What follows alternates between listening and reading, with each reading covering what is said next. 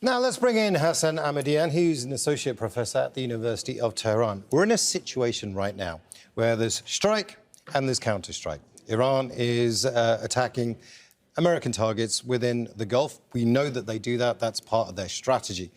But there is a very danger of miscalculation here, right? And do you think that this danger, the miscalculation, about going too far on either side, is going to derail the peace process as it is? It has that potentiality, but what's happening is really important to understand. The United States not only is blockading Iran, but it is trying to deprive it of the protocol that it has in place in the Strait of Hormuz. So changing the entirety of the ground upon which the ceasefire happened and the deal was supposed to be made.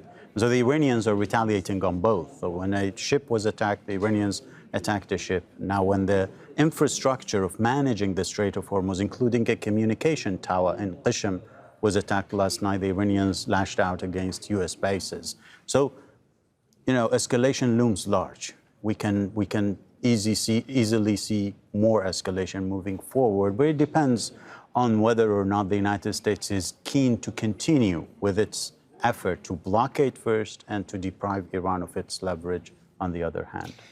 Now, the position from Iran has been very clear over the last 4 months. No Lebanon, no deal. But Lebanon is now almost completely occupied by Israel. What is the no Lebanon, no deal? What does that actually mean for the Iranians right now? Will they accept an occupation? An occupation of southern Lebanon. 10% of the territory is under occupation, but the Israelis are being faced with an attrition war that they cannot withstand. They have to move further. They have to demolish, attack, and continue moving forward. Otherwise, they will be bogged down and pay a heavy toll on moving forward.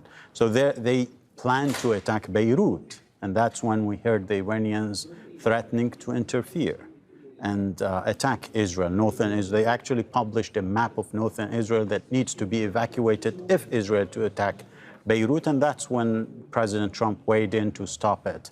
For the Iranians, from the get-go, their 10-point plans that was the basis for the ceasefire, 2 points were about the region, one specifically on Lebanon. That Lebanon is part of the deal, that is, the stopping of the war should be regional because this war was waged on Iran and its allies. And the Iranians continue to say the same thing till today, and just 2 days ago they threatened to interfere if that's to continue on Lebanon and Dahia. And so for the Iranians, a war in Lebanon means a war, continuation of the war, continuation of Israeli aggression around the region. And so for them, that's not acceptable, because after Lebanon will be Iraq maybe, and then will be Iran. They've been there, done that, they know their lessons, and they are trying to prevent that. A lot of what we've been talking about over the last few months has been the economic pressure on the US that Iran is taking advantage of and has taken advantage of. But we haven't really talked about the economic pressure within the country itself. Salaries aren't being paid, there's food shortages. How much more can Iran actually take of this economic pressure within Iran itself? I think it can, Iran has an experience of dealing with sanctions, the devaluation of the currency, many problems, indicators that are being mentioned are not worse than before the war. That is important to keep in mind. Iran's economy is to a large extent self-sufficient. The subsidies that the government is providing for basic needs of the population are unparalleled, I think, in the region, maybe in the world. Fuel is cheaper than anywhere in the world, lots of other commodities. So this economy can survive. Still, it's not in a good shape. Purchasing power has gone down.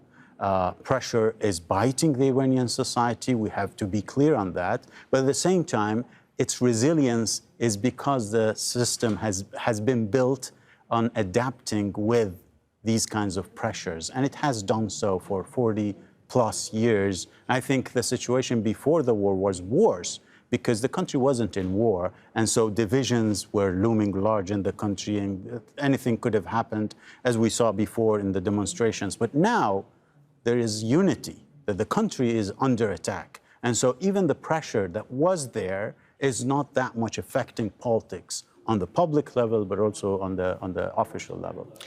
Hassan, always great to get your thoughts on the situation in Iran. Thank you so much.